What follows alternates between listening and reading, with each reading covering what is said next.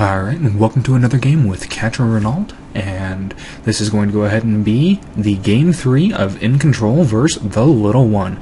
This is from the Dallas match in MLG, and really quick, few announcements here. I will go ahead and try and upload as many games as I can during the week.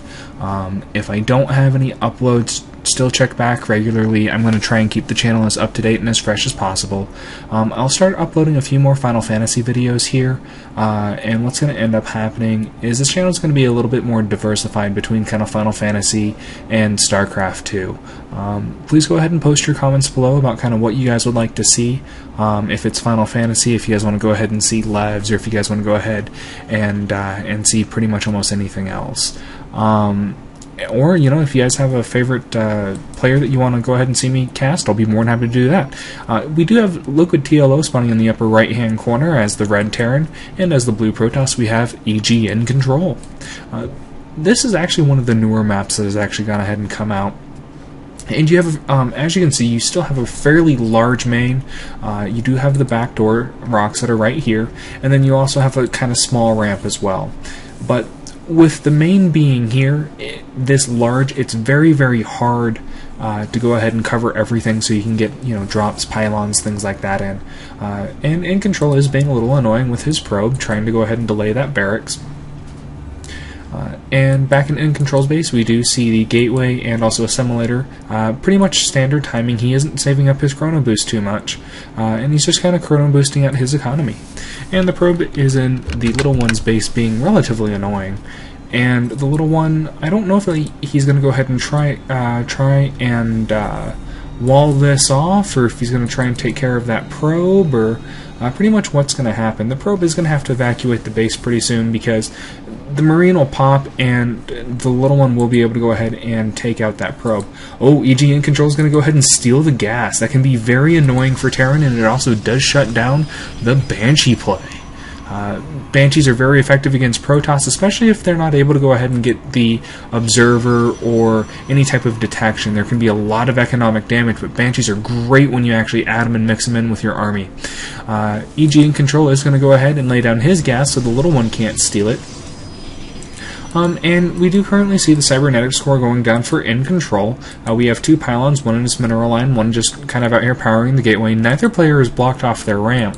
And the little one is choosing to go ahead and get a Reaper out for his first unit after the Marine. The Marine is going to go ahead and start wailing away on the assimilator. Now, if a second Marine doesn't pop out, Incontrol may suspect that there's a Marauder, that the little one might be transitioning into a fast command center, because with this assimilator here, Incontrol can see what's attacking it.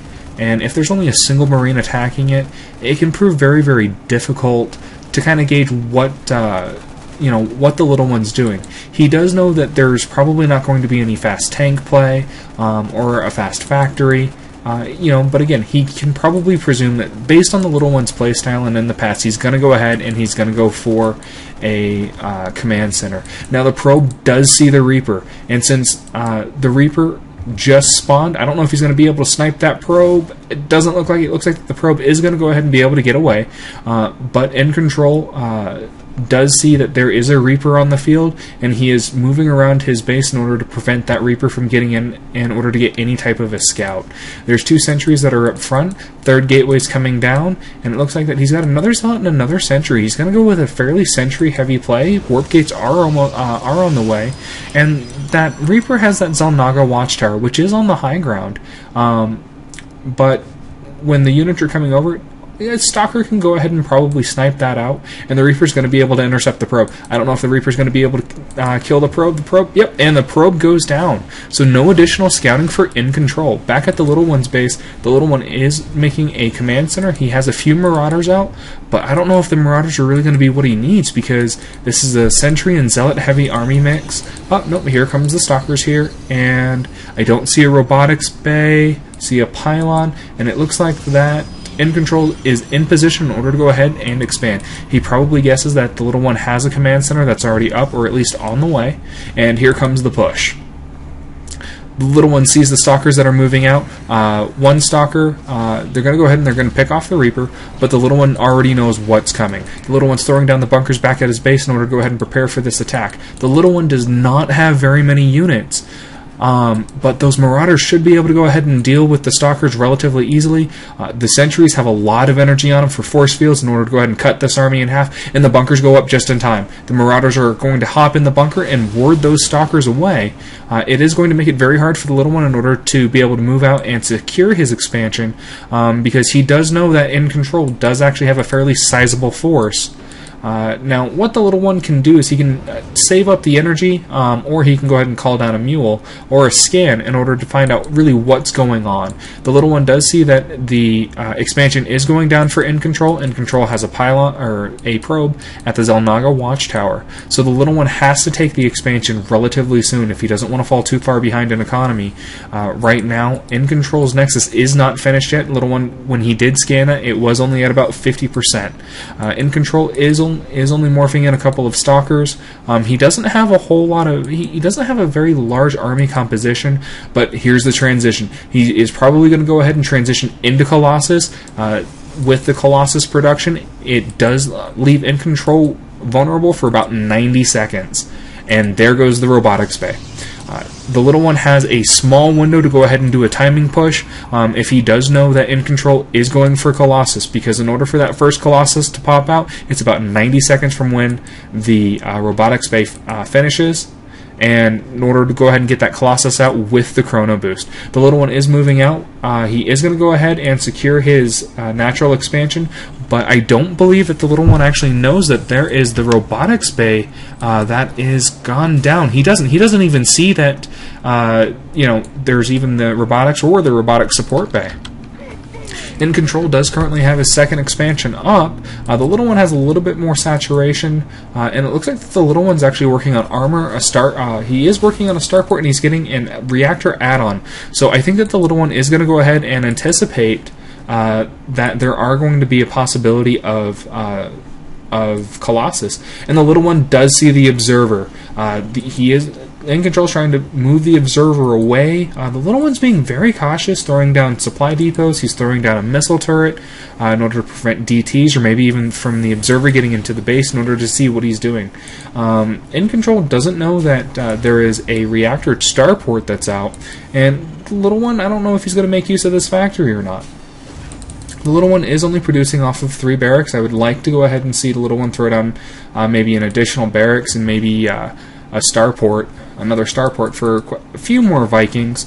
But as you can see, Incontrol's army hasn't really changed very much. He just has this very small force, but you do see that he does have one Colossus out, and he's working on the second Colossus with that Thermal Lance. If that Thermal Lance upgrade does get up, it is going to go ahead and provide the little one a lot of problems, because the little one's gone mainly bio. He doesn't really have any air to go ahead and deal with this. He does, however, have stem. He doesn't have concussion shells yet, and the little one is going to go ahead and move out. I don't know. By the time he gets there, that Thermal Lance is going to be very close to finished, if not finished. And it doesn't look like that Incontrol is chrono boosting that, but it also, and Incontrol does have a full chrono boosted Nexus, almost full of energy.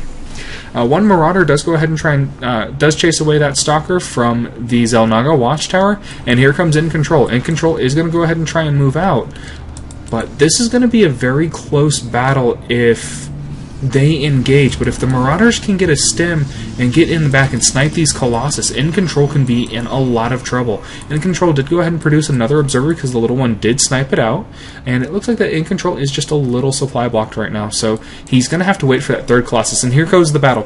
The force fields are being used wonderfully. It traps a couple of Marauders. The dropships are able to go ahead and get out of there. The little one has lost a few units, not many, but he does see the army that Incontrol does have. And Incontrol is going to move forward with his observer, and it looks like that the little one is going to go ahead and get weapons level 2. And the little one is actually going to have a massive advantage by having +1/+1 already done against Incontrol. But with these two Colossus, it's going to make the Bio Army a lot weaker. We do see a couple of Vikings that are starting to pop out. There is one more Viking that is currently in production. The little one is also getting infantry armor level 2. So I don't quite know what he's going to plan. The observer does see quite a bit, and it does see that the SCV is moving. And Incontrol is going to go ahead and take a look at the little one and see what the little one's doing. Incontrol has a very sizable army. He has 3 Colossi. Oh, and here's going to be one of the major plays. There are 4 Phoenixes that are on the field.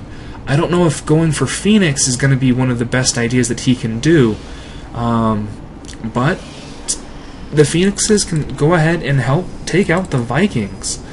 There are 5 Phoenixes on the field right now, and here come 4 Marauders down to this bottom expansion base that the little one found.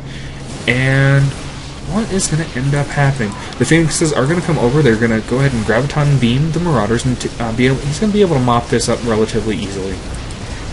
The Marauders are going to go ahead and go down. The little one knows that there is the third base that's over here, and it looks like that he is going to go ahead and try and take his own third as well. It looks like the little one tried to do a little bit of a poke, snipe something out here. I don't quite know what that was. Actually, no, that was the Stargate. And Incontrol's throwing down 2 more Stargates. So I wonder if Incontrol is actually going to go ahead and try and transition into Stargate, Void Ray, Phoenix, Stalker, Zealot, Sentry. It's a really large mix of units. I don't know if I agree with this play. He's trying to diversify way too much, but he is currently behind on the upgrades. I mean, the little one